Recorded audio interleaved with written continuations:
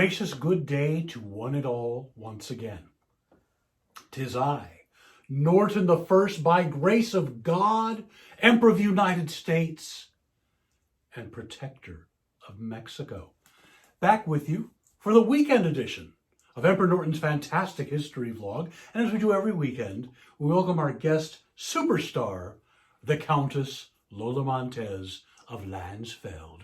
Good day, Countess. Thank you for watching. Thank you, Your Majesty, Indeed. and thanks for having me. Indeed. This is episode number 190. This is the 13th of February, 2021, our 334th day. Living under COVID-19 restrictions, but the end is in sight. Have you gotten your vaccine yet? We have. We're getting our second one very, very soon. Also, don't forget, we have our third fantastic trivia quest coming up on February 20th.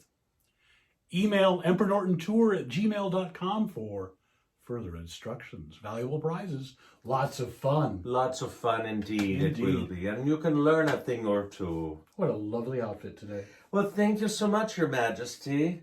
I'm feeling all purple. I never saw a purple cow. I hope to never see one. I hope I never be one. Did you hear about the man that went to the lawyer and asked what his fee was? No. $100 for 3 questions, answered the lawyer. Isn't that a little steep, said the man. Yes, said the lawyer. Now, what's your third question?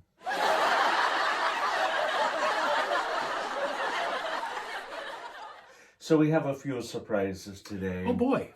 Please like us and subscribe. And of course, gratuities are always appreciated. A little later on, we're going to have felony charity case to perform for us. And we'll be singing, They Can't Take That Away From Me, I think. Can they? I don't know. But speaking of taken away and lawyers, today's subject matter is the famous lawyer of San Francisco, Melvin Bellai. So we'll be talking about him too. He's an interesting character. Yes, he was. You know, why was the lawyer skimming the Bible right before he died? Why? He was looking for loopholes.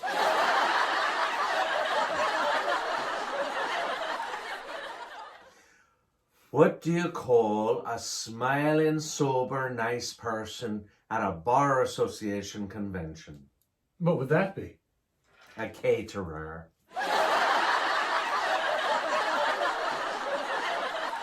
What's the difference between God and a lawyer? What's that? God understands that he is not a lawyer.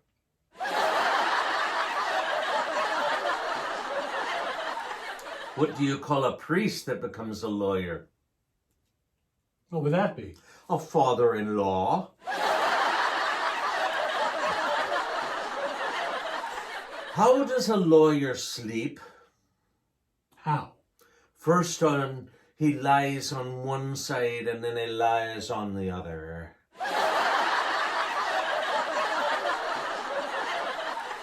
A dear friend of mine told me a funny story when she worked in a law office. One day the phone rang and she answered, and a man asked to speak to the attorney, Mr. Dewey.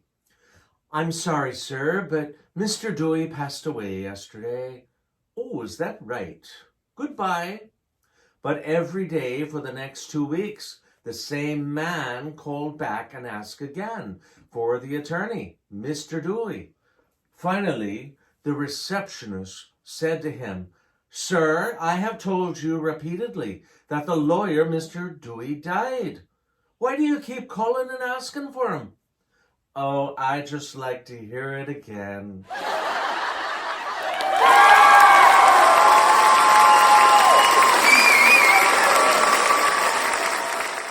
Well, shall we move on to our subject? We should.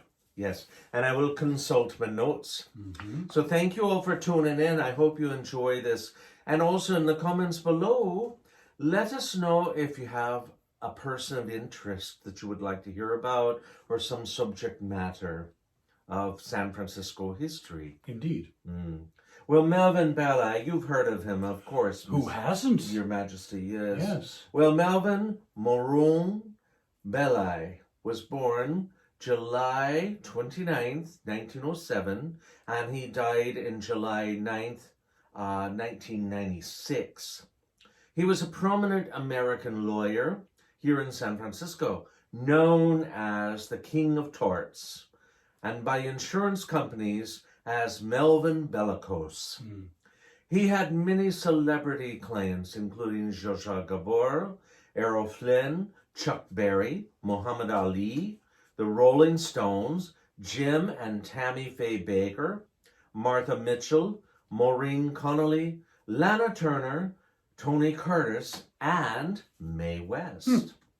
During his legal career, he won over $600 million in damages for his clients. Now, he was also the attorney for Jack Ruby, who shot Lee Harvey Oswald for the assassination of President John F. Kennedy. Today, let us take an opportunity to look back at this iconic San Francisco profile of attorney, actor, and author Melvin Bellai. Well, going back, he was born in California Gold Rush town of Sonora, California, located in the Sierra Nevada foothills. His parents were of Italian ancestry from Switzerland, and his grandmother, Anna Moron, was the first female pharmacist in California. Well, by the 1920s, the family had moved to the city of Stockton, California, where Bellai attended high school. Melvin Bellai graduated from the University of California, Berkeley in 1929, and after he traveled around the world. He received his law degree from Boalt Hall School of Law in Berkeley in 1933. Now, following his admission to the California bar, his first job was posing as a hobo for the Works Progress Administration and riding the rails to observe the Depression's impact on the country's vagrant population. His first major legal victory came shortly after graduation in personal injury lawsuit representing an injured cable car gripman. Over insurance lawyers' objections, Bellai brought a model of a cable car intersection and gearbox and chain involved in the accident to demonstrate to jurors exactly what had happened. Besides his personal injury cases, which earned him his byname King of Torts, Bellai was instrumental in setting up some foundations of modern consumer rights laws, arguing several cases in the 1940s and 1950s that formed the basis for later lawsuits and landmark litigations by such figures as Ralph Nader. Bellai argued in cases such as Escola versus Coca-Cola Bottling Company in 1944, which arose from an incident in which a restaurant waitress from Merced, California, was injured by an exploding Coca-Cola bottle. Oh dear. That all products have an implied warranty, that it is to be foreseen that products will be used by a long chain of people, not just the direct recipient of the manufactured product, and that negligence by a defendant need not be proven if the defendant's product is defective. In his book, Ready for the Plaintiff, Melvin Bellai noted examples of negligence cited by himself and other personal injury lawyers to win in court, for example, a colleague in Florida who showed how a builder violated a building code in Miami Beach concerning the use of wooden shims in construction on the outside walls, forbidden by the municipal code because of the effects of the ocean salt and air. Now, the facing was a slab of vitreous marble whose adhesion was eventually weakened by the climate. It fell off the side of the building and injured a passerby. who sued the builder. After winning a court case, Bellai would raise a Jolly Roger flag, you know, the pirate skull and crossbones, over his Montgomery Street office building in the Barbary Coast district of San Francisco, which, by the way, Bellai claimed had been a Gold Rush era brothel, and would fire a cannon mounted on the roof to announce the victory and the impending party. In his best-known case, Melvin Bellai represented Jack Ruby for free. After Ruby shot and killed Lee Harvey Oswald. Now, Bellai attempted to prove that Ruby was legally insane and had a history of mental illness in the family. On Saturday, March 14th, 1964, Ruby was convicted of murder with malice and received a death sentence.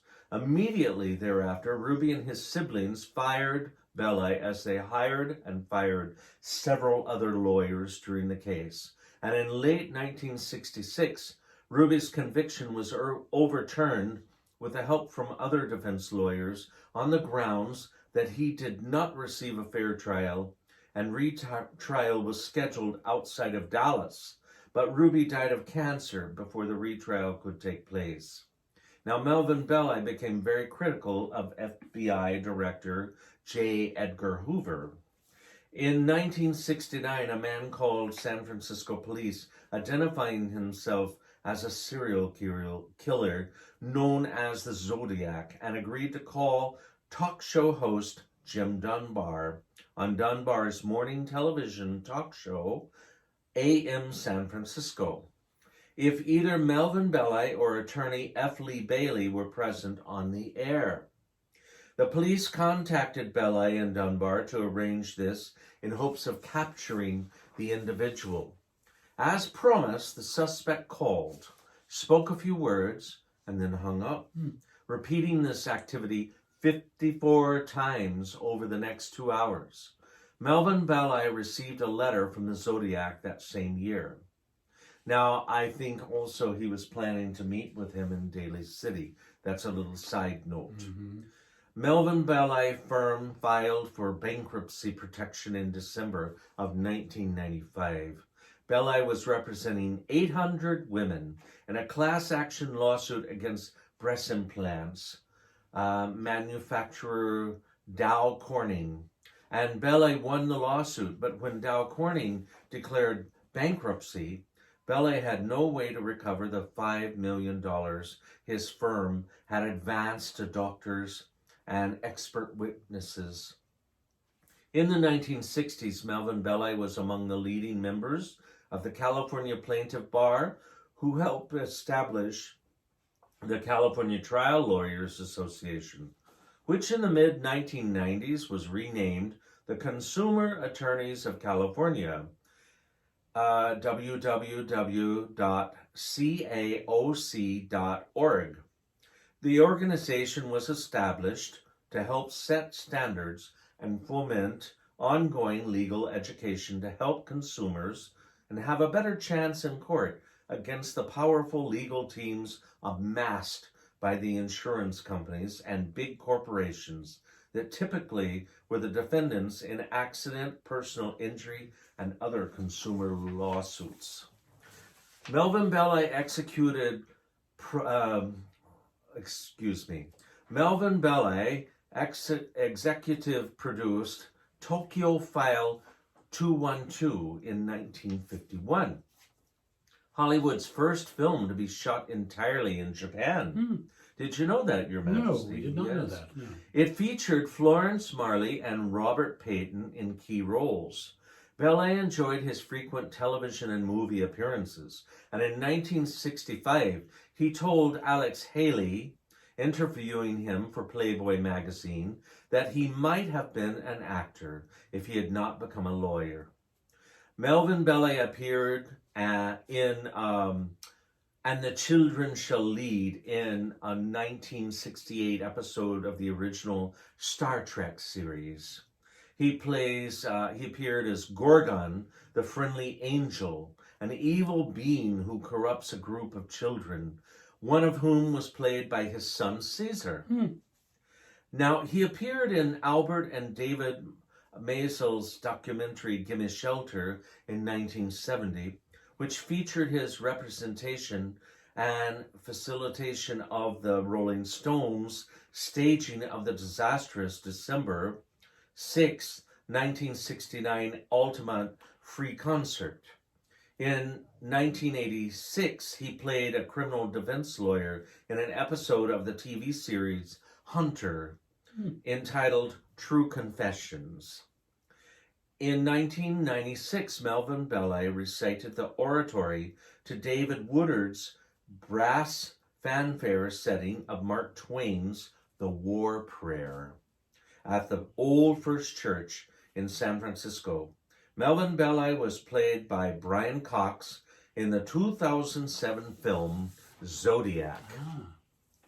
Now, in the scene that depicts Bellai's conversation with the Zodiac suspect on AM San Francisco, Melvin Bellai was the author of several books, including the 6-volume Modern Trials, written between 1954 and 1960, which has become a classic textbook on the demonstrative method of presenting evidence and expert witnesses, later became common courtroom practice. His autobiography, My Life on Trial, is an account of his life and the noteworthy events he was involved in during his career. He also wrote the introduction to 847.0, The Whiplash Injury, by L. Ted Frigard, DC, published in 1970. Dr. Frigard had helped Melvin Bellai with his pain through chiropractic care. Melvin Bellai was married 6 times and divorced 5. His marriage to his 5th wife, the former Leah Georgiana Triff, ended with scandalous and acrimonious divorce proceedings in 1991. Bellai accused the ex-wife of having an affair with Archbishop Desmond Tutu and of throwing one of his dogs, off the Golden Gate Bridge. He was fined $1,000 for repeatedly calling her El Trampo.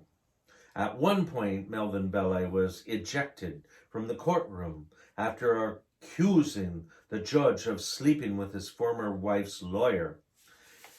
He was ultimately compelled to pay her an estimated $15 million. She later married a self-styled Romanian prince, Prince Paul of Romania. Melvin Bellai married his 6th wife, Nancy Ho, on March 29, 1996. His youngest child, Melia, from his 5th wife, Leah, became an art history scholar and is currently an assistant professor of Asian art history at the University of Texas at Arlington. On July 9, 1996, at the age of 88, Melvin Bellai died of complications from pancreatic cancer at his home in San Francisco. His death came suddenly, and in the presence of his wife, Nancy. The New York Times quoted his publicist, Edward Losey, saying, "He was sitting, he just stopped breathing. At the time of his death, he had 3 sons, 3 daughters, 12 grandchildren, and 2 dogs. He is buried in Oddfellows Cemetery in Sonora, California, his birthplace." So when I was given the tours, Your Majesty, we would always go by his former office on Montgomery Street. One of the oldest buildings in the Barbary Coast? Yes. And he was quite a colorful character. Another story that I didn't mention was in that office of his. He kept a skeleton, a human skeleton, and he would always tell people that was a client that didn't pay the bill. It was quite an office. We saw it once, and it was really something to see. And that building has been beautifully restored. There's now a clothing store. Yes, it is. It is indeed. I hope it's on Montgomery between Washington and Jackson. That's right.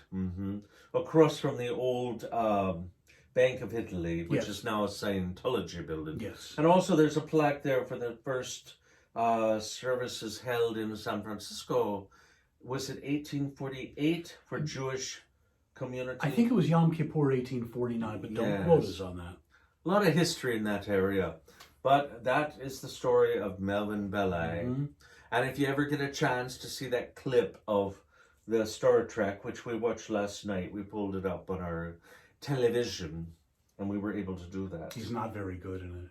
Well, it was fun. And to see his son, I'm not quite sure which one was his son. We'll have to figure that one out. Yes. Didn't know until just Interesting now. facts, eh? Mm-hmm. Well, are we ready for some entertainment? Oh, yes. Well, so today we're going to call up Miss Felony Chastity Case. Now, this gal has been lurking in the dark corners of the Horny Bull Bareback Bar in Kylene, Texas, for longer than you can say, up for parole. And her sticky, nimble fingers are only to be outdone by her moaning, sighing, and expressive incarcerating hold on our heartstrings when she executes a song.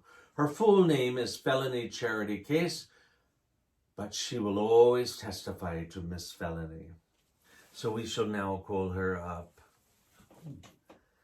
Iggity-piggity bumblebee, Miss Felony Case, sing for me.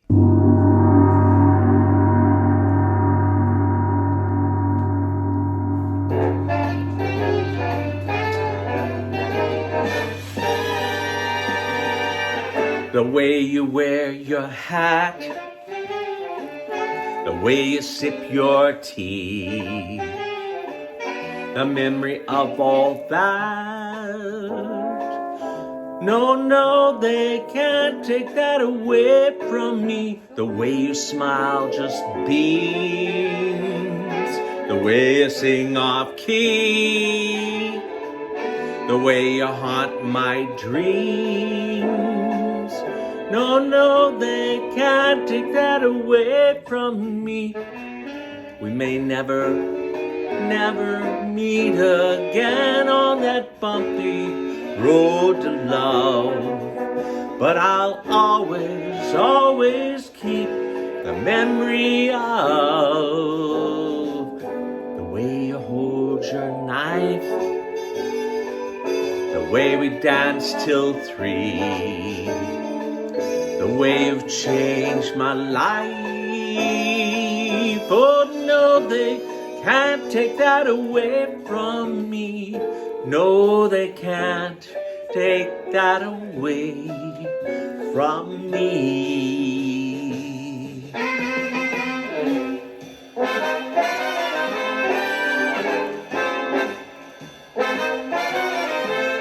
Oh, yeah. Yes. Whoa.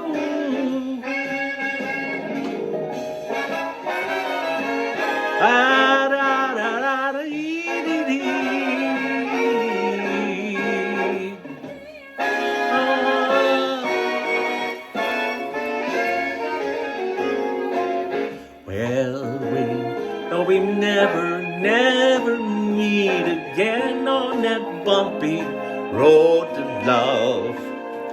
I'll always keep the memory of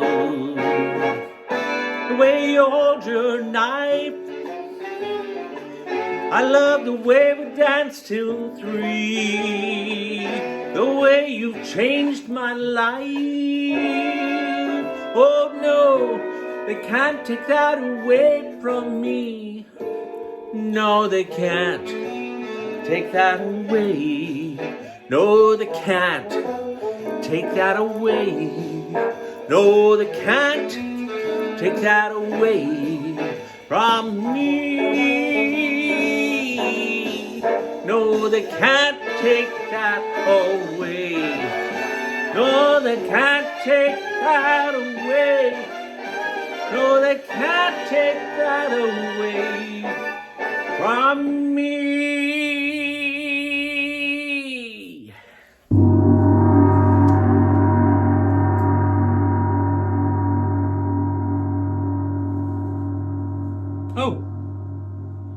Oh, we made it back, thank goodness. Well, that was wonderful. Well, thank you so much. Felony case. Well. So don't forget, as the Countess said earlier, like, subscribe, and leave your comments down below. We'd love to hear some comments from you. Also, don't forget, we're going to have our 3rd edition of the Fantastic Trivia Quest on February 20th. Sign up, emperornortontour@gmail.com. Also, as the Countess said earlier, we gratefully accept your gratuity. So here's where you do that. Links are down below in the description of this episode. So, Thank you for your generosity. Indeed, we appreciate our generous donors. If you want more information about the tours that we were doing, and we'll be doing again sometime soon, sftimemachine.com. Well, that wraps it up for today's edition. Until we see you again, stay safe and stay healthy. If you go outside, wear your mask, even if you've had the vaccine. It's for your protection and the protection of others. Do not take unproven cures that might kill you. Be kind to one another. Until we see you again, a gracious good day. Au revoir. Stay safe. Thank you for watching.